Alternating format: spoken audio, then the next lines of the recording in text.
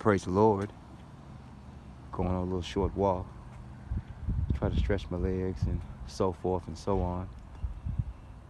You know, it's a shame when you're non-agreeable. I mean, you don't have to agree with everything a person says or states or believes, but to be so disagreeable, so non-agreeable, arguing and fussing about everything. There's an old saying where there's a young fool in waiting, there's an old fool in the balance. To always have something to say crazy.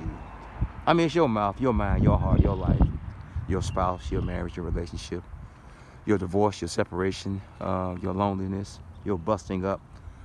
But to be just non-agreeable. And then you have an excuse such as, oh, I'm honoring. You knew I was like this when you met me. Lord of mercy. Yes, she did, and yes, he did. And they hung around, and now they're too old to leave, or they invested so much they can't leave. Like a touchless car wash, a touchless, sexless, loveless, faithless, comfortless marriage or relationship. As I leave this alone. But to have something to say atrocious, vicious, racist, bigoted, one-sided, lopsided, cold-hearted, hot-mouthed, every time you say something, I mean, I hear you, it's my mouth, it's my life. You're making someone else miserable. What was once second nature to you has become first nature to you. And you know, when you wonder why he or she don't want to go anywhere with you, don't want to kiss, don't want to hold hands, all the damage you've done to that person's heart and mind. And then when you're not acting a fool, they still don't want to kiss you. They still don't want to hold your hand. They still don't want to eat breakfast with you, go nowhere or anywhere with you as I leave this alone. And that's because you're so disagreeable. It's a shame. I mean, as an adult, we have to be able to conduct ourselves. Ask yourself this question. Do you really know how you are? Do you really know how you are? Do you really understand and see, you know, the way you conduct yourself versus how others see you?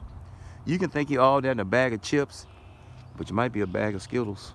You might be a can of fruit cocktail. You might be a Fruit Loop as I leave this alone. So let me continue my walk. And you have to be agreeable. You don't have to agree with a person, you know, everything and every subject matter, everything they state or say. But to have something foolish, haphazard, crazy, racist, bigoted to say all the time, and you wonder why you sit in that chair by yourself. You wonder why she's in another room or he's in another room. Because of all that being non-agreeable or disagreeable, all that fussing and fighting and arguing. You ought to be tired by now. I know he is. I know she is. I know the marriage is. I know the relationship is. I know the spouse is. I know the house is. I know the home is. It's a shame to be so non-agreeable, so disagreeable. Got something to say about everything. My mom used to say, as I leave this alone, my mom used to say, you want so much control, you're out of control. Help us, Lord. Peace. One.